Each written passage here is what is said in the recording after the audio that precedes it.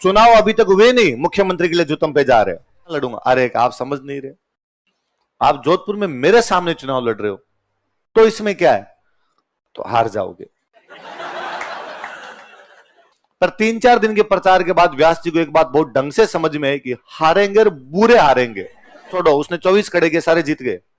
कांग्रेस का सुपड़ा साफ है, पूरे मारवाड़ के अंदर वोट नहीं है। और ये प्रजामंडल वाले सारे वागड़ के गांधीन, राजस्थान के गांधीन, सबकी जमानतें जत है, पंछीड़े सारे गायब हुए। राजस्थान में कुछ भी प्रजामंडल नहीं हुआ था। इसलिए जब मैंने पहले दिन मॉडर्न शुरू की थी, मैंने तब भी कहा था कि अगले कुछ दिनों तक हम खूब सारा झूठ पढ़ेंगे। अब वर्मा जी के जीवन का एक ही सपना है, जयेंद्र व्यास को सीएम पद से हटा। वो एक आदमी इसने व्यास जी को वोट दिया, वो खुद टीकाराम पालीवाल है, हीरालाल शास्त्री। अच्छा, जयेंद्र व्यास और माणिकलाल वर्मा की जिंदगी का एक ही सपना है कि हीरालाल हटे। अब इन्होंने शिकायतें करनी शुरू की, हीरालाल भ्रष्ट है, हीरालाल की तो राजाओं के साथ ज्यादा बनती है, ये तो सवाई मान सिंह ही मुख्यमंत्री बने हुए, ये तो मुख्यमंत्री है ही नहीं, जनता की तो चलती नहीं, राजाओं की चलती है। फिर डेमोक्रेसी का मतलब ही क्या हुआ जब राजाओं की चलेगी। फाइनली इतनी शिकायतें की कि नेहरू जी ने हीरालाल शास्त्री को हटा दिया। वैसे भी हीरालाल शास्त्री को बनाने वाले थे वल्लभ भाई पटेल। कौन थे? वल्लभ भाई पटेल मर गए 1950 के एंड में, वल्लभ भाई पटेल की डेथ हो जाती है। वल्लभ भाई पटेल की डेथ हुई तो अब हीरालाल जी की सुनने वाला ऊपर कोई नहीं था, हीरालाल जी को हटा दिया गया। और हटा के नेहरू जी वो भी एक दांव खेल गए, एक आईएएस को अपने राजस्थान का मुख्यमंत्री बना दिया। एक साउथ इंडियन आईएएस था अपने, सीएस वेंकटाचारी, क्या नाम था? और सीएस वेंकटाचारी को कहा कि तुम यहाँ के अब सीएम बन जाओ, हमारे राजस्थान के सीएम बन जाओ। कोई आपसे पूछेगा कि कौन से आईएएस को यहां पर मुख्यमंत्री बनाया गया था, क्या नाम था उनका? तब आईएएस को बोला करते थे आईसीएस। क्या बोला करते थे? इंडियन सिविल सर्वेंट बोला करते थे। एक इंडियन सिविल सर्विस का एक बंदा है और उसको यहां राजस्थान में क्या बना दिया गया? मुख्यमंत्री। लिखो, 2 नंबर लिख लो, CS Venkatachari. CS Venkatachari question लिख लेना, आईसीएस इंडियन सिविल सर्वेंट। अब बोलते ना आईएएस, इंडियन एडमिनिस्ट्रेटिव सर्विस, पहले बोला करते थे इंडियन सिविल सर्विस।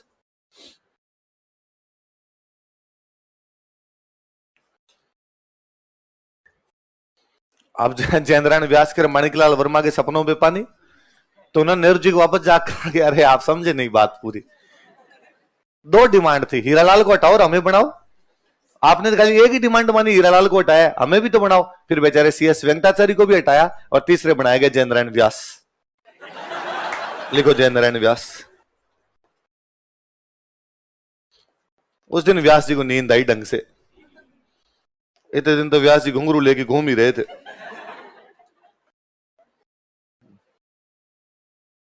आई बात समझ? ये 2 साल की प्रक्रिया में 3 सीएम आ गए।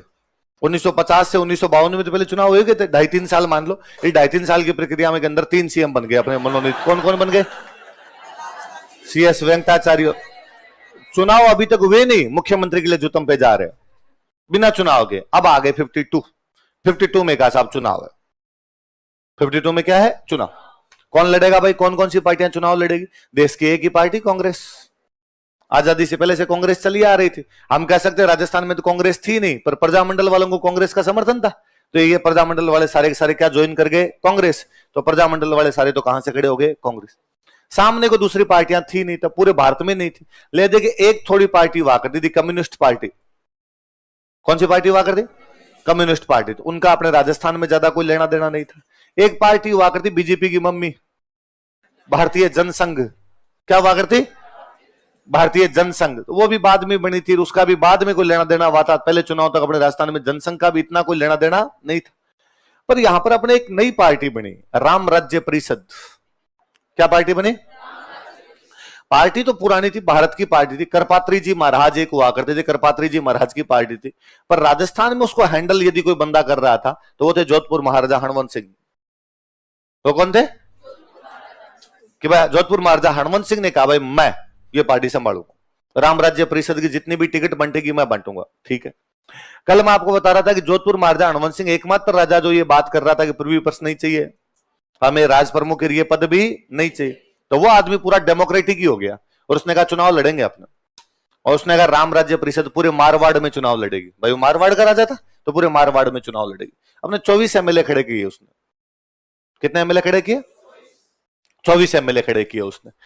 पर बाकी राजस्थान में तो उसको पता था भाई जोधपुर के राजा कोटा में तो कौन जानेगा, पर जोधपुर के राजा को जोधपुर में तो जानते हैं। तो जोधपुर में, पाली में, नागौर में, जैसलमेर में, बाड़मेर में, जालोर में, सिरोही में, ऐसे करके उसने इधर अपने 24 एमएलए खड़े कर लिए। भाई मारवाड़ में 24 एमएलए खड़े करूंगा।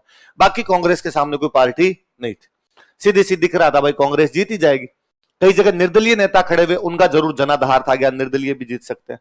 कांग्रेस से कौन चुनाव लड़ रहे हैं? ये सारे नेता जिनके हमने नाम पढ़े।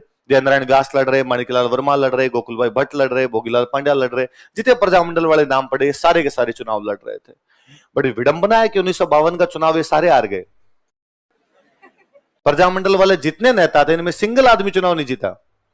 ये सारे के सारे चुनाव आ रहे, और उसमें सबसे बुरी तो इनके साथ ही भी जयनारायण व्यास।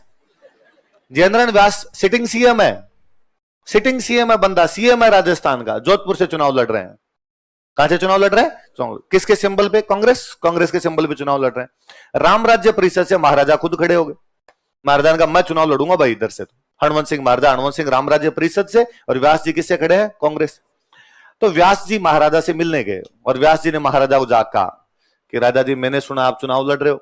राजा जी ने कहा हाँ व्यास जी, अब तो डेमोक्रेसी आ गई, 5 साल हो गए, राजे रजवाड़े तो लद गए कब के, अब सारे लोग बराबर है, सारे लोग बराबर है। अब तो राज वो करेगा जो चुनाव में जीत के आएगा। तो यार क्यों ना हम भी अपनी किस्मत आजमाए, क्या पता हम भी जीत जाए।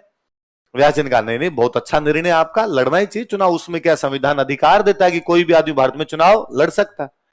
पर आप प्लीज राजा जी जोधपुर से चुनाव मत लड़ो, और कहीं से चुनाव लड़ लो। क्यों? मैं जोधपुर का राजा हूं तो जोधपुर में लड़ूंगा, और कहां लड़ूंगा? अरे आप समझ नहीं रहे, आप जोधपुर में मेरे सामने चुनाव लड़ रहे हो तो इसमें क्या है, तो हार जाओगे और बेइज्जती होगी आपकी कि साहब जोधपुर का राजा जोधपुर में चुनाव हार गया। मुझे ये बुरा लगता है। देखो मैं भले आपके खिलाफ हूं, लेकिन मैं जोधपुर की बेइज्जती बर्दाश्त नहीं, और मुझे बहुत बुरा लगेगा कि लोग कहेंगे कि जोधपुर का राजा हार गया, जोधपुर का राजा हार गया। मेरी जीत से ज्यादा आपकी हार के चर्चे होंगे। और प्लीज आप ऐसा महाराजा साहब मत कीजिए। महाराजा साहब ने कहा व्यास जी चाय कंप्लीट करो, एक बार चाय पी लो पूरी, फिर बात बताता हूं मैं। व्यास जी ने चाय कंप्लीट की तो उन्होंने कहा व्यास जी सुनो, मैं खुद चुनाव लड़ रहा हूं। महाराजा हनुमंत सिंह जोधपुर से राम राज्य परिषद का चुनाव लड़ रहा है। यदि मैं चुनाव ना लड़ूं और बाटा खड़ा कर दूं, बाटा पत्थर, मैं यदि जनता कहूं कि व्यास जी के सामने, व्यास जी कांग्रेस से लड़ रहे हैं, व्यास जी के सामने मेरी तरफ से पत्थर लड़ रहा है, पत्थर जीतेगा, आप चुनाव नहीं जीत पाओगे। व्यास जी दिमाग से निकाल देना कि जोधपुर से आप मेरे सामने चुनाव जीत सकते हो। मेरे छोड़ो, किसी को खड़ा कर दिया जोधपुर में, पत्ता नहीं लेगा मेरे बिना। व्यास जी ने कहा साहब 5 साल हो गए आपका राज गए, तो देख लेंगे, सरफरोशी की तमन्ना, पता चल जाएगा क्या होना है क्या नहीं होना है। व्यास जी ने कहा ठीक है। पर 3-4 दिन के प्रचार के बाद व्यास जी को एक बात बहुत ढंग से समझ में आई कि हारेंगे और बुरे हारेंगे, गली वाले वोट नहीं देंगे अपने को। तो व्यास जी ने एक जगह से और पर्चा भर दिया अपना, जालोर। कहां से भर दिया? एक आदमी 2 जगह से लड़ सकता है, 2 क्यों 3-3 से लड़ लिया करते पहले तो। मोदी जी लड़े थे, पहली बार लड़े, बनारस से भी लड़े थे, इधर अहमदाबाद से लड़ लिया करते हैं। तो 2 जगह से पर्चा भर दिया, जोधपुर से भी चुनाव लड़ रहे हैं और जालोर से भी चुनाव लड़ रहे हैं। दोनों जगह से व्यास जी की जमानत जब्त है, जमानत जब्त है, 10% वोट नहीं है। और दोनों जगह से महाराजा के आदमी जीते हुए हैं। एक जगह तो महाराजा खुद जीता हुआ है, दूसरी जगह महाराजा ने अपना जो भी बंदा खड़ा किया था वो जीता है। और छोड़ो, उसने 24 खड़े किए, सारे जीत गए। कांग्रेस का सुपड़ा साफ है, पूरे मारवाड़ के अंदर वोट नहीं है। और ये प्रजामंडल वाले सारे, वागड़ के गांधीन, राजस्थान के गांधीन, सबकी जमानतें जब्त है, पंछीड़ेन सारे गायब हुए। सिंगल चुनाव नहीं जीता 52 वाला।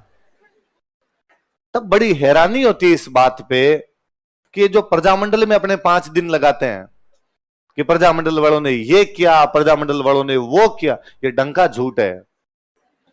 राजस्थान में कुछ भी प्रजामंडल नहीं हुआ था। इसलिए जब मैंने पहले दिन मॉडर्न शुरू की थी, मैंने तब भी कहा था कि अगले कुछ दिनों तक हम खूब सारा झूठ पढ़ेंगे। ये पूरा झूठ है। History is written by victors, इतिहास विजेताओं का होता है। जो जीतता है वो इतिहास को अपने तरीके से लिखवाता है।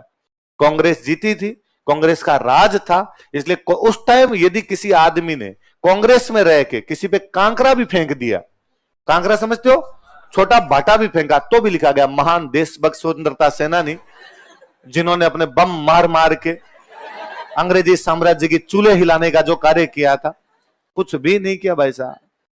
अच्छा, फिर कोई कहता है कि क्यों हार गए, तो रीजन दिया जाता है साहब राजाओं का राज था, तो राजाओं की चल रही थी तब तक, और जनता बेचारी राजाओं से डरती थी, और राजाओं के डर के मारे और 52 में उन्होंने जनता ने किसको वोट दे दिए, राजाओं। चलो, आजादी के 5 साल बाद जनता राजा से डर रही थी और जनता ने डर के मारे वोट किसको दे दिया, राजस्थान।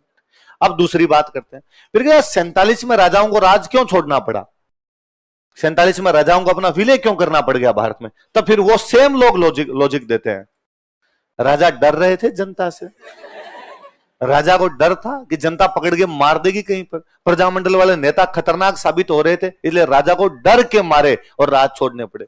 मतलब 5 साल पहले तो राजा डर रहा था कि राज ही छोड़ना पड़ गया, और राज छूटने के बाद जब उसके पास कुछ नहीं बता तब वो जनता को डरा रहा था। कितने कॉन्ट्राडिक्शन है तुम्हारी बातों में, कितने विरोधाभास भरे पड़े हैं। पर अब लफड़ा दूसरा हुआ अपने कि जब सारे चुनाव हार गए तो सीएम किसको बनाए। अच्छा, उधर एक और हुआ, राम राज्य परिषद से हरवंश सिंह चुनाव जीते, जोधपुर का रिजल्ट आया, जोधपुर वाला चुनाव जीता, जालौर का रिजल्ट तब तक आया नहीं था। अब तो फोन वोन हो गए तो पता चलता है भाई रिजल्ट किसका क्या है। पहले तो क्या करते, जो जीतता है तो कमरे के बाहर पर्चा चिपकाते, फलाना जीत गया। अब आप जाके पता लगाओ कौन जीता है कौन नहीं जीता है। मैं कल परसों आपको बता रहा था कि जोधपुर वालों के पास एयरफोर्स थी, जोधपुर महाराजा खुद बहुत अच्छे पायलट थे, तो जोधपुर महाराजा अपना प्लेन लेके, अपना चार्टर प्लेन था वो लेके, और जोधपुर से जा रहे हैं जालोर, कि जोधपुर तो जीत गए, जालोर वाला रिजल्ट देख के आते हैं क्या है। खुद प्लेन चला रहे थे, साथ में खुद की गर्लफ्रेंड थी जुबेदा, क्या नाम था, जुबेदा मूवी है, कभी जुबेदा मूवी देखे तो वो महाराजा हरवंश सिंह प्रिय जुबेदा मूवी, प्लेन क्रैश हो जाता, दोनों ही मर जाते हैं। जालोर पहुंचे नहीं थे, उससे पहले प्लेन क्रैश हो गया था। मतलब महाराजा अंतिम रिजल्ट देख ही नहीं पाए थे कि उनके सारे कैंडिडेट जीते हैं, वो अपने वाला एक रिजल्ट ही देख पाए थे। तो राम राज्य परिषद तो वैसे बिखर गई थी। 160 सीटों के लिए चुनाव हुए, कितनी सीटों के लिए, कांग्रेस 82 जीत गई थी, 82 कितनी जीत गई, 81 पे गवर्नमेंट बन जाती है, तो गवर्नमेंट तो कांग्रेस की बननी थी, 82 तो वो जीत ही गए थे, मरते पड़ते बहुमत तक तो पहुंच ही गए थे। पर अब सीएम बनाए किसको, आपके सारे हार गए डंके डंके। अच्छा, हीरालाल शास्त्री इंटेलिजेंट पड़े, हीरालाल शास्त्री ने एमएलए का चुनाव नहीं लड़ा, वो एमपी का लड़ गए। उनको पता था कि एमएलए का चुनाव लड़ भी लिया तो व्यास जी मुख्यमंत्री तो बनने नहीं देंगे अपने को, तो लेना देना ही क्या है, तो उनका मरने दौरे अपने तो एमपी का लड़ते हैं, तो वो यहां से चुनाव ही नहीं लड़ते हैं, अपने उधर लोकसभा की तरफ चले गए। अब राजस्थान का सीएम किसको बनाया जाए, 2 दावेदार थे, जयनारायण व्यास और मणिकलाल वर्मा, दोनों हारे, बहुत ढंग से हारे।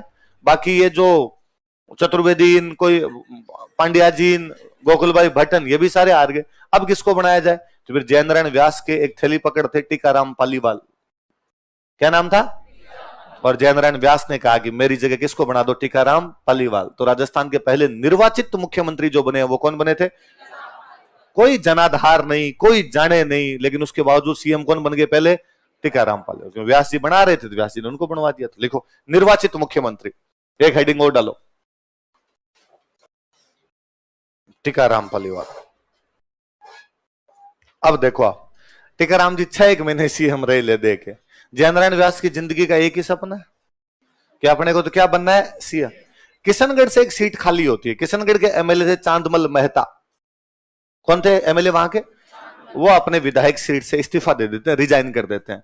अच्छा, कोई विधायक की सीट किसी भी कारण से खाली हो गई हो, भले इस्तीफा दिया हो, भले उसकी मृत्यु हो गई हो, हम कहते हैं भाई हाथों हाथ उसका क्या करवा लिया जाए, चुनाव, और जो अंतिम बचा हुआ कार्यकाल उसके लिए नया विधायक चुन लिया जाए, बाई इलेक्शन, उपचुनाव। क्या करवाते हैं, उपचुनाव, बाई इलेक्शन। तो किशनगढ़ में बाई इलेक्शन हुए, किशनगढ़ में उपचुनाव हुए, और जयनारायण व्यास ने किशनगढ़ से चुनाव लड़ा, क्योंकि जयनारायण व्यास जानते थे कि मारवाड़ में तो कहीं से भी खड़े हो गए जनता वोट नहीं देगी, इसलिए अजमेर से खड़ा हुआ जाए। फिर अब सब लोगों को पता ही था कि कांग्रेस की गवर्नमेंट आ गई, और कांग्रेस की गवर्नमेंट और सीएम के दावेदार कौन है, व्यास जी, इसलिए किशनगढ़ से व्यास जी जीत के आए। बेचारे टीकाराम पालीवाल को हटाया, व्यास जी क्या बने, सीएम। 2 नंबर लिखो, जयनारायण व्यास।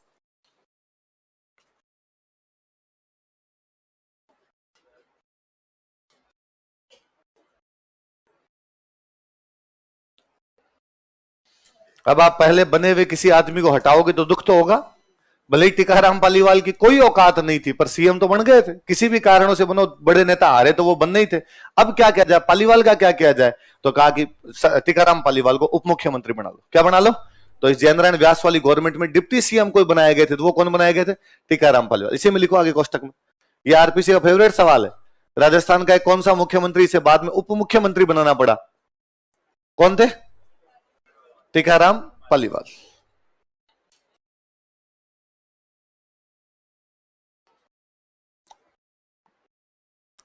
तो एक कौन से मुख्यमंत्री को राज्यपाल बना दिया अगर वापस मुख्यमंत्री बनाना पड़ा? हरदेव जोशी। एक कौन से मुख्यमंत्री को मुख्यमंत्री के बाद उप मुख्यमंत्री बना दिया गया?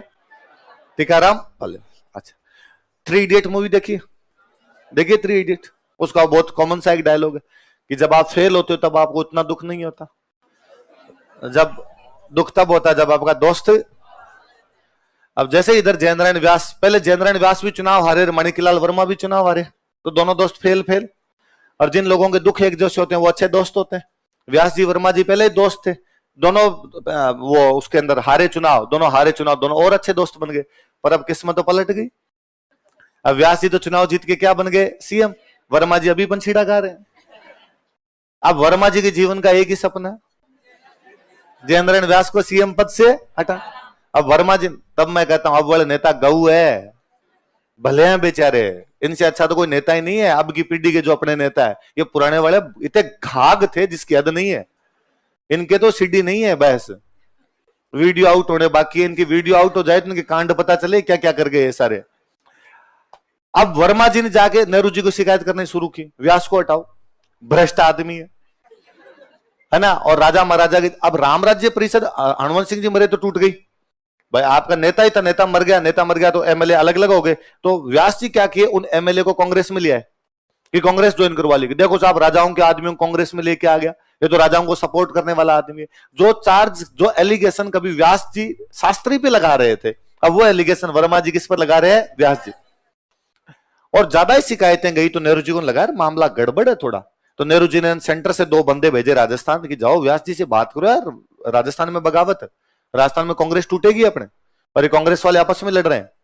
आए भाई, उधर से 2 पर्यवेक्षक आए, 2 सुपरवाइजर आए। आगे व्यास जी का, व्यास जी आपके खिलाफ डिसकंटेंट है भयंकर वाला, असंतोष है, आपके एमएलए आपकी बात नहीं मान रहे हैं, एमएलए जाके दिल्ली शिकायत करते हैं इसको हटाओ।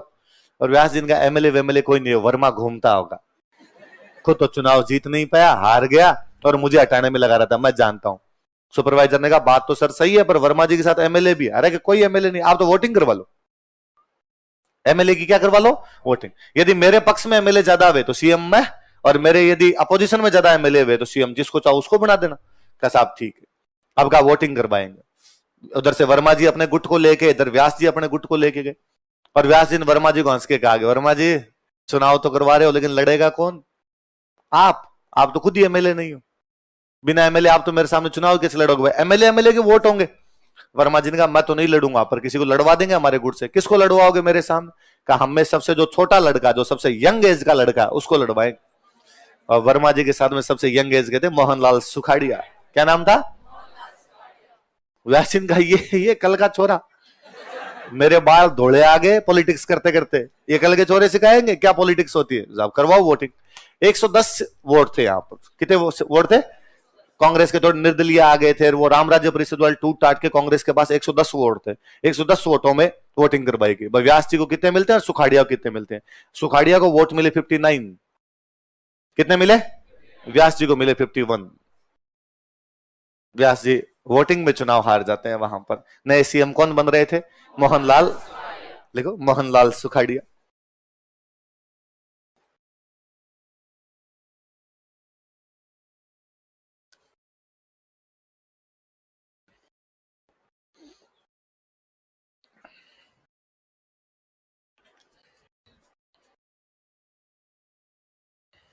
अब सुनो और जोरदार बात है। जब ये वोटिंग होने वाली थी कि भाई सुखाड़िया और व्यास जी के बीच में क्या होगी? वोटिंग।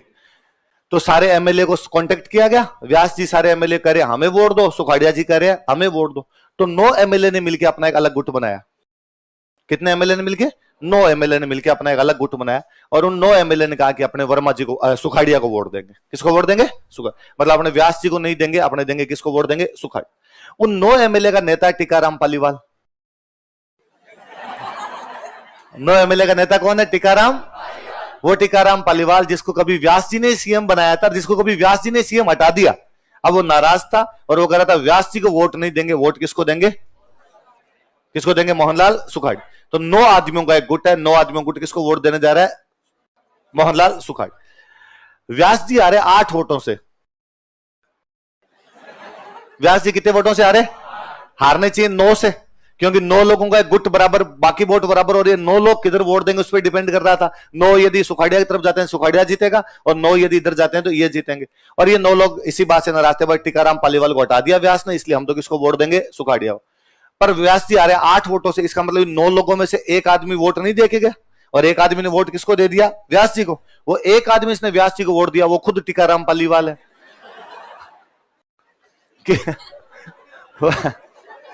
वोटिंग के लिए जब घुसने लगे तो टीकाराम पालीवाल को व्यास जी ने पकड़ा, साइड में लिया, कहा टीकाराम मैं तेरे को उप मुख्यमंत्री तो बना रहा हूं, उधर तो तेरे को कोई उप मुख्यमंत्री भी नहीं बनाएगा। तो टीकाराम जी अपने बाकी साथियों को तो कह नहीं पाए, और खुद वोट किसको दे के आगे? व्यास जी। बाकी 8 किसको वोट दे के? सुखाड़िया। और सुखाड़िया कितने वोटों से जीते? 8 वोटों से जीते हैं सुखाड़िया। ये पहली विधानसभा है, मतलब अभी पहली विधानसभा खत्म नहीं हुई है।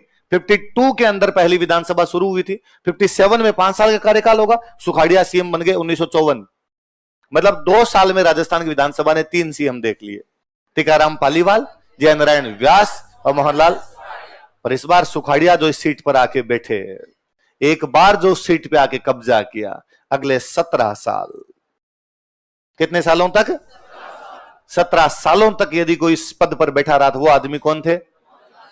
कि राजस्थान के सबसे कम उम्र के मुख्यमंत्री, राजस्थान के सबसे लंबे समय तक रहने वाले मुख्यमंत्री, आधुनिक राजस्थान का निर्माता।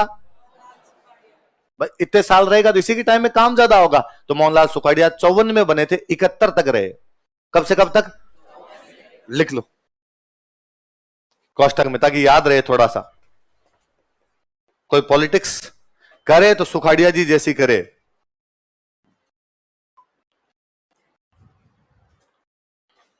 और देखो आप, मुख्यमंत्री तो रह जाते हैं लोग, लंबे लंबे टाइम तक रह जाते हैं। अपने अशोक जी 15 साल रह जाएंगे, भले टुकड़ों में रहे हो, लेकिन अशोक जी तीसरी बार सीएम बन गए तो 15 साल अशोक जी अपने सीएम रह जाएंगे। पर सुखाड़िया जी जब सीएम बने तब उम्र थी 38 साल। उम्र कितनी थी? 38। 38 साल की उम्र में सुखाड़िया जी क्या बन गए? सीएम। 17 साल लगातार रहे, और 55 साल की उम्र में इस्तीफा। लोगों को 55 में एमएलए की टिकट मिलती है। पॉलिटिकल कैरियर किसी का आदमी का बने तो किसकी तरह बने? सुखाड़िया जी की तरह बने। आप 17 साल सीएम रहे, 55 में तो रिजाइन ही कर गए थे। ये 55 में तो ये पकड़ो साहब तुम्हारा। और 55 साल की उम्र में लोगों का पॉलिटिकल कैरियर शुरू होता है। कि आपने भाई ये अशोक जी बने थे, तो अशोक जी जब पहली बार बने थे तो 50 साल के थे, तो तब जाके तो सीएम बन पाए थे। वो साहब 55 साल की उम्र में तो सीएम पद छोड़ गए। और कितने साल रह गए छोड़ गए? 17 साल तो याद रहेगा। और वो भी नहीं छोड़ते। एक कांड और हो गया भारत में। कांड ये हुआ कि अपने सेंटर में क्या हुआ? सेंटर में पहले चुनाव हुए 52, कांग्रेस जीतनी थी, स्वाभाविक बात है। प्रधानमंत्री बन गए जवाहरलाल नेहरू। कौन बन गए? नेहरू जी बन गए। मैंने दिन शायद बीच में ये बातें बताई थी थोड़ी सी। अब अगले चुनाव हुए 57 में वापस प्रधानमंत्री बन गए नेहरू। अगले चुनाव हुए 62 में वापस जीत गए जवाहरलाल नेहरू।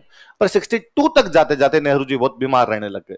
ये तो चीन वाला सदमा था कि चीन को नेहरू जी हमेशा मानते थे कि अपना भाई है, हिंदी चीनी भाई भाई के नारे लगा रहे थे, और भाई ने पीठ में छुरा ही घोंप दिया, भाई खा गया जमीन ही पूरी तुम्हारी। नेहरू जी बर्दाश्त ही नहीं कर पाए इस बात को, इसलिए बहुत ज्यादा बीमार रहने लगे। इसलिए चारों तरफ चर्चाएं थी, हु आफ्टर नेहरू, नेहरू के बाद कौन, नेहरू के बाद प्रधानमंत्री किसको बनाया जाए। और एक आदमी अपना कोट पैंट सिलवा के तैयार बैठा हुआ था, मोरारजी भाई देसाई। कौन बैठे हुए थे? मोरारजी भाई देसाई। इधर मरते नेहरू जी मरते एक बार तो कार्यवाहक हाथों हाथ आज किसको बनाए? तो बना दिया गया गुलजारी लाल नंदा। किसको बना दिया? गुलजारी लाल नंदा को। बस वो तो एक बार एक्टिंग पीएम जानते हो, कार्यवाहक प्रधानमंत्री। भाई बीच में जब तक हम नया ना बना ले तू बैठा रहे। तो अब पर नया बनाए किसको? 2 लोग दावेदार है, मोरारजी भाई देसाई और लाल बहादुर शास्त्री। कौन कौन 2 दावेदार है? और पूरा पलड़ा मोरारजी भाई देसाई के पक्ष में झुका हुआ।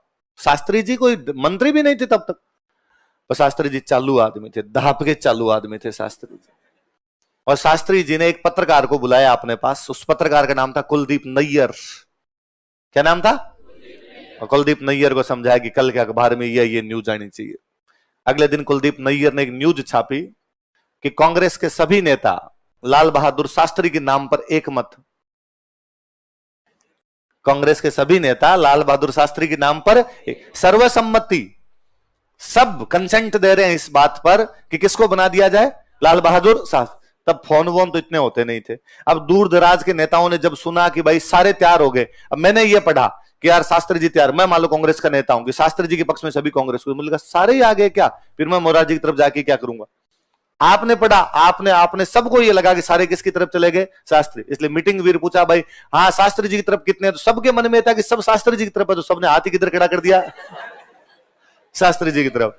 इसलिए मोरारजी भाई देसाई को अपने कोट पैंट के बटन वापस खोलने पड़े और सीएम कौन बन गए, अपने शास्त्री। पर शास्त्री जी 2 साल के अंदर शास्त्री जी की तो डेथ ही हो गई। 66 में ताशकंद वाला समझौता करने के लिए शास्त्री जी रसिया पधारे और वहां पर अयूब खान और उनके बीच में ताशकंद समझौता हुआ। भगवान जाने क्या हुआ क्या नहीं हुआ, पर वहां पर बहुत ही संदिग्ध हालतों के अंदर वापस सस्पेक्ट अवस्था के अंदर शास्त्री जी की लाश ही वापस आई अपने पास। तो अब शास्त्री जी के बाद किसको बनाया जाए, मोरारजी भाई देसाई एक बार वापस प्रेस करके लाए, जब मैं बनूंगा और कौन बनेगा। अब नेहरू जी जैसा बड़ा नेता चला गया था, शास्त्री जैसा ईमानदार नेता एक चला गया था, एक बार फिर कार्यवाहक बना दिया गया बीच में गुलजारी लाल नंदा। गुलजारी लाल नंदा स्टेफनी है, जब तक टायर नहीं आ जाएगा तब तक काम कौन करेगी, स्टेफनी। तो गुलजारी लाल नंदा 2 बार स्टेफनी बने, एक बार नेहरू जी के बाद और एक बार किसके बाद, शास्त्री। इन दिनों कांग्रेस के अध्यक्ष हुआ करते जिनका नाम था के कामराज। कांग्रेस के अध्यक्ष का नाम क्या था, तमिलनाडु के सीएम रह चुके थे के कामराज, बहुत पुराने नेता थे, नेहरू जी के टाइम के नेता थे, पढ़े लिखे नहीं थे ज्यादा और हिंदी नहीं आती, तमिल ही जाना करते थे ज्यादा। तो के कामराज के भी मन में थी कि यार मैं बनूं, पर के कामराज जानते थे कि यार भारत के अंदर जो प्रधानमंत्री बने उसे हिंदी तो आनी चाहिए, बिना हिंदी वाले को तो भारत की जनता प्रधानमंत्री कैसे स्वीकार कर लेगी। तो के कामराज को लगा मैं तो बन नहीं सकता, और यदि मोरारजी भाई देसाई बन गया तो मेरी चलने नहीं देगा, इसलिए किसी ऐसे बंदे को बनाया जाए तो मेरी चलती रहे। इसलिए लेके इंदिरा गांधी को, किसको लेके, इंदिरा गांधी बोलती बोलती नहीं थी, चुपचाप रहा करती थी। और इंदिरा गांधी, अब ये के कामराज नेहरू जी के साथ के नेता थे, तो कभी मान लो नेहरू जी के घर पे गए हैं तो इंदिरा गांधी तो दो खाती थी, अंकल नमस्ते। के कामराजन ये पूछते होंगे अच्छा इंदू कौन सी क्लास में आ गई तुम, इंदू कहती होगी इस बार 8th में आ गई, इस बार 10th में आ गई, वेरी गुड, कितने % आए, इस बार कम आए तुम्हारे, साइंस पढ़ा करो अच्छे से बेटे। तो के कामराजन तो यार भौमिये थे, पुराने नेता थे। तो के कामराज को लगा कि इंदिरा गांधी को बना देते, और जैसे कहा कि इंदिरा के नाम पे कांग्रेस राजी होगी, नेहरू की बेटी है, नेहरू की बेटी के नाम पे राजी हो, नेहरू जी की बेटी है, नेहरू जी की बेटी है, लो साहब इंदिरा को बना दो। मोरारजी भाई देसाई को जब पता चला कि मुझे नहीं बना रहे, किसको बना रहे हैं, इंदिरा, और मोरारजी भाई देसाई ने कहा ये गूंगी गुड़िया ये बनेगी, साहब यही बनेगी। अब उस गूंगी गुड़िया को 66 के अंदर भारत का प्रधानमंत्री बना दिया गया। प्रधानमंत्री बनने के बाद उस गूंगी गुड़िया ने बताया कि उसके पंख है, उसके पास क्या है, उसने सबसे पहले बातें माननी बंद किसकी की, के कामराज की बातें माननी बंद की। के कामराज का तुम्हारी बातें नहीं मान रहे। वो 66 में बनती है, इतने में एक नया पंगा था 69 में। 67 में दोबारा चुनाव होते हैं, 62 वाले चुनाव कब, 67 इंदिरा वापस जीत गई, इंदिरा वापस जीती, थोड़ी प्रभावशाली होती जा ही रही थी। इतने में 69 के अंदर एक पंगा होता है। पंगा यह हुआ कि भारत के राष्ट्रपति की डेथ हो गई, डॉक्टर जाकिर हुसैन, अपने पद पे रहते हुए डॉक्टर जाकिर हुसैन की मृत्यु हो जाती है। भारत का संविधान कहता है कि यदि राष्ट्रपति के पद पे रहते हुए मृत्यु हो जाए तो नए राष्ट्रपति का चुनाव यथाशीघ्र कर लिया जाना चाहिए, 6 महीनों के अंदर अंदर कर लिया जाना चाहिए। और जब तक आप नए राष्ट्रपति का चुनाव नहीं कर लेते तब तक आपका जो उपराष्ट्रपति है वो राष्ट्रपति की तरह काम, वाइस प्रेसिडेंट की तरह काम करे। उन दिनों अपने जो वाइस प्रेसिडेंट हुआ करते वो थे वीवी गिरी। कौन थे, वीवी गिरी अपने वाइस प्रेसिडेंट थे। और उधर जो आपके जाकिर हुसैन की डेथ होती है पद पे रहते हुए, तो अब वीवी गिरी राष्ट्रपति के रूप में काम कर रहे हैं। अब नए चुनाव करवाने, राष्ट्रपति के नए चुनाव करवाने हैं, तो कांग्रेस की मीटिंग होती है बेंगलोर। कहां पर मीटिंग होती है, बेंगलोर में कांग्रेस की मीटिंग होती है कि भाई कांग्रेस की तरफ से राष्ट्रपति पद का उम्मीदवार कौन बने। जैसे अभी है इस बार राष्ट्रपति पद में भाई बीजेपी ने कहा हमारी तरफ से तो द्रौपदी मुर्मू, और कांग्रेस वालों ने कहा हमारी तरफ से यशवंत सिन्हा। तो वैसे बात की भाई कांग्रेस की तरफ से कौन बने। इंदिरा गांधी ने कहा कि भारत का राष्ट्रपति बनाया जाए बाबू जगजीवन राम। किसको बनाया जाए, बहुत बड़े दलित नेता थे बाबू जगजीवन राम। आपने बाबू जगजीवन राम का नाम नहीं सुना होगा, आपने एक नाम सुना होगा मीरा कुमार, लोकसभा की अध्यक्ष थी बीच में अपने मीरा कुमार। आपने मीरा कुमार ही नहीं सुना होगा, नहीं पो दो पूरी आप एकदम। मीरा कुमार अभी मनमोहन सिंह जी वाले टाइम अपने लोकसभा की क्या थी, अध्यक्ष। मीरा कुमार के पिताजी थे बाबू जगजीवन राम, देश के प्रधानमंत्री, रक्षा मंत्री के बड़े बड़े पदों पे रहे थे। तो इंदिरा गांधी का चाहना था कि देश का राष्ट्रपति कौन बन जाए, बाबू जगजीवन राम। मीटिंग होती है, मीटिंग में शायद 15 वोट, ऐसे कार्यकारिणी के 15 वोट थे। के कामराज का इनका कहना था कि भारत का जो राष्ट्रपति बनना चाहिए वो बनना चाहिए नीलम संजीवा रेड्डी। कौन बनने चाहिए? आदमी है ना, नीलम नाम देके कंफ्यूज नहीं होना आपने। एनएस रेड्डी तमिलनाडु के नेता थे बड़े, और एनएस रेड्डी को बनाया जाना चाहिए। एनएस रेड्डी उन दिनों लोकसभा के स्पीकर थे। एनएस रेड्डी कौन थे? लोकसभा के, इंदिरा गांधी के खिलाफ थे। इंदिरा गांधी की और एनएस रेड्डी की बनती नहीं थी, तो इंदिरा गांधी तो चाह रही है एक बार एनएस रेड्डी को ना बनाया जाए, किसको बना दिया जाए? जगजीवन राम। के कामराजन ये चाहते हैं किसको बना दिया जाए? नीलम संजीवा रेड्डी। वोटिंग करवाई, कहा कि भाई जगजीवन राम के पक्ष में कौन, नीलम संजीवा रेड्डी के पक्ष में कौन? जगजीवन राम के पक्ष में एक ही वोट आया, खुद इंदिरा गांधी का। बाकी पूरे कांग्रेस के जो बूढ़े नेता बैठे थे सारे के सारे वोट किसको दे गए? इंदिरा गांधी अपने होटल के कमरे में जाके बहुत गुमसुम सी बैठी हुई है। इंदिरा गांधी सोच रही है यार कांग्रेस में नहीं चल रही तो रिजाइन ही कर देती हूँ, इस्तीफा दे देती हूँ यार, टाबर संभालूं घर में। और फिर क्या मतलब है जब पार्टी के अंदर ही मेरी नहीं चल रही। और इंदिरा गांधी इस्तीफे के बारे में विचार कर ही रही है, तभी इंदिरा गांधी के पास में एक युवा नेता जाता है कांग्रेस का, बहुत यंग लीडर जाता है, और वो जा कहता है कि मैडम आपको रिजाइन क्यों कर देना चाहिए, नहीं करना चाहिए आपको रिजाइन, और आपको उल्टा आपका जो भी कैंडिडेट खड़ा हो उसके पक्ष में प्रचार करना चाहिए। पर कहा पार्टी यदि नीलम संजीवा रेड्डी को बना रही है तो मैं तो नीलम संजीवा रेड्डी के पक्ष में जाऊंगा। उस युवा नेता ने वापस कहा कि मैडम नीलम संजीवा रेड्डी, ये नीलम संजीवा रेड्डी बोले जो लोकसभा का अध्यक्ष होने के बावजूद आपके खिलाफ मीटिंग करता है, सरेआम देश के प्रधानमंत्री के खिलाफ मीटिंग करता है, इसको वोट दें। अब दिमाग खराब हो गया मैडम, मतलब कांग्रेस की तरफ से कैंडिडेट अब नीलम संजीवा रेड्डी होगा। मैडम ने वापस पूछा कि पूरी कांग्रेस नीलम संजीवा रेड्डी को बनाना चाहती है, जेंटलमैन तुम वोट किसको दोगे? यदि कांग्रेस ने कह दिया नीलम संजीवा रेड्डी, तुम तो खुद कांग्रेस के मेंबर हो। उस युवा नेता ने वापस जवाब दिया कि यदि मैडम नीलम संजीवा रेड्डी को कांग्रेस अपना कैंडिडेट बनाती है तो मैं वोट अरब सागर में फेंक दूंगा, लेकिन नीलम संजीवा रेड्डी को नहीं दूंगा, इस आदमी को वोट नहीं दिया जाएगा। और मैडम आप तो हम साथ खड़े हैं आपके, ये बूढ़ी कितने का कितनी किनकी पॉलिटिक्स है, युवा सारे आपके साथ है और मेरे साथ और खूब सारे हैं, आप अपना कैंडिडेट खड़ा करो। मैडम दिल्ली वापस आती, दिल्ली आते आते मैडम का दिमाग घूमता है और मैडम आके घोषणा करती है कि मेरी तरफ से वीवी गिरी, मेरी तरफ से। अब कांग्रेस में दो कैंडिडेट, कांग्रेस में कांग्रेस पार्टी की तरफ से जो कैंडिडेट है वो तो नीलम संजीवा रेड्डी, प्रधानमंत्री की तरफ से जो कैंडिडेट है वो है वीवी गिरी। अच्छा, राष्ट्रपति के चुनाव में वोटिंग कौन करता है? एमएलए और एमपी। कौन वोटिंग करता है? एमएलए। अब कांग्रेस के एमएलए और एमपी तो फंस गए ना बेचारे। कांग्रेस के एमएलए और एमपी किसको वोट दे?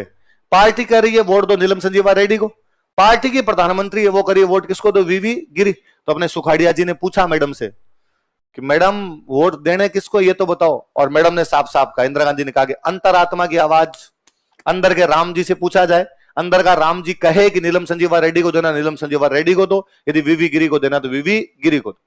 और सुखाड़िया जी ने अंदर के राम जी से पूछा कि राम जी वोट किसको दे, और सुखाड़िया जी के राम जी ने जवाब दिया कि वोट दिया जाए नीलम संजीवा रेड्डी। इसलिए अपने राजस्थान वाले सारे एमएलए वोट किसको दे के आए? नीलम संजीवा रेड्डी। जीत गई वीवी गिरी। जीते कौन? इस बार इंदिरा को पता चला कि बूढ़ियों के पास तो वोट ही नहीं है, वोट तो मेरे पास है। ये सारे यंग लीडर तो मेरे साथ में खड़े। वो यंग लीडर जो उस दिन इंदिरा गांधी को जाके समझा रहे थे वो आगे चलकर भारत के प्रधानमंत्री बनते हैं। चंद्रशेखर, प्रधानमंत्री चंद्रशेखर, जो उस दिन कह रहा था कि यदि एनएस रेड्डी खड़ा हो तो मैं अपना वोट कहां फेंक दूंगा? अरब सागर में जाकर वोट फेंक दूंगा। अब इंदिरा को पता चला कि यार इन बूढ़ियों के पास कुछ नहीं। इंदिरा ने कांग्रेस तोड़ दी, तो मैं तुम्हारी कांग्रेस में हुई नहीं, मेरी कांग्रेस अलग है, कांग्रेस आई। तो अब जो ये कांग्रेस है ना अपनी, ये कांग्रेस आई है। कभी आप नोटिस करना जब चुनाव उनाव होते तो आते कांग्रेस आई के उम्मीदवार को वोट देकर विजय बनाए, और जो बूढ़िए थे उन्होंने अपनी कांग्रेस बनाई थी कांग्रेस ओ, कांग्रेस ऑर्गेनाइजेशन। हम ऑर्गेनाइजेशन वाले लोग हैं, पर बूढ़ियों वाली कांग्रेस बाद में इतनी पिटी कि उस कांग्रेस को कोई जानता ही नहीं। अब जो कांग्रेस है इंदिरा वाली कांग्रेस है, ये कांग्रेस आई है। और अब इंदिरा को पता चला कि मेरे खिलाफ कौन कौन थे, पता चला सुखाड़िया जी खिलाफ थे, इसलिए सुखाड़िया जी को मैसेज किया, सुखाड़िया जी चुपचाप इस्तीफा दे दो तो सबसे अच्छी बात है, वरना बर्खास्त करेंगे। सुखाड़िया जी को लगा बर्खास्त करेंगे तो बेइज्जती होगी, चुपचाप दे देते हैं। इसलिए सुखाड़िया जी ने चुपचाप इस्तीफा दिया, तो इंदिरा गांधी ने भी लाज रखी और साउथ इंडिया में राज्यपाल बना दिया। 55 साल की भरी जवानी में राज्यपाल बनना, ओहो हो, ऐसा नहीं होना चाहिए किसी भी आदमी के साथ। पर अब दिक्कत ये थी कि राजस्थान का सीएम किसको बनाया जाए। लंदन के एक होटल के कमरे में एक फोन घनघनाता है, उधर से सामने से कोई फोन उठाता है और वो कहता है कि भाई साहब अभी रूम में नहीं है, भाई साहब बाहर गए हुए हैं। लाइन पर मैडम खुद थी और मैडम ने कहा कि जैसे भाई साहब आए कहना कि मैं बात करना चाहती हूँ। भाई साहब आए, रात ही कहा कि मैडम आपसे बात करना चाहती। मैडम को वापस फोन मिलाया गया, लाइन पे लिया गया मैडम को। भाई साहब ने कहा कि हाँ क्या कर रहे थे आप भाभी जी, क्या कर रहे थे, कि फटाफट जयपुर जाओ और मुख्यमंत्री पद की शपथ ले लो। वो जो भाई साहब उधर से बात कर रहे थे वो थे बरकतुल्ला खान। कौन थे? बरकतुल्ला खान। राजस्थान के चौथे सीएम कौन बना दिए गए थे? बरकतुल्ला खान। देखो, बरकतुल्ला खान इंदिरा गांधी के पति फिरोज गांधी के दोस्त थे, बरकतुल्ला खान।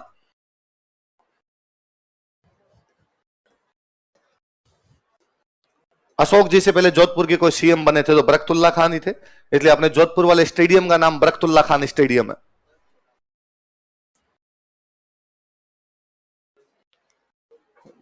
बाद में बरकतुल्ला खान साहब लंबे टाइम तक जिंदा ही नहीं रह पाए थे। बरकतुल्ला खान साहब 71 में बनते हैं, 72 में वापस चुनाव, 71 में लास्ट में चुनाव करवा लिए थे। वापस से एक बार सीएम बने, पहले चुनाव से पहले बने, चुनाव के बाद बने, इतने में इनकी डेथ हो गई। डेथ हो गई तो बाद में बना दिया हरदेव जोशी, फिर हरदेव जोशी को हटा के बनाया शिवचरण माथुर, फिर शिवचरण माथुर को हटा के फिर बनाया आपके इनको हीरालाल देवपुरा, फिर बीच में बने हरदेव जोशी, वापस चुनाव में वापस आए हरदेव जोशी, उसके बाद में वापस आए आपके भैरों सिंह शेखावत, उसके बाद में आ गया अशोक गहलोत, उसके बाद में आगे वसुंधरा राजे, फिर आगे अशोक गहलोत, फिर आगे वसुंधरा राजे, फिर आगे अशोक गहलोत। अल्लाह जाने कौन आए और कौन नहीं आए भाई साहब। लिखो 7वां चरण।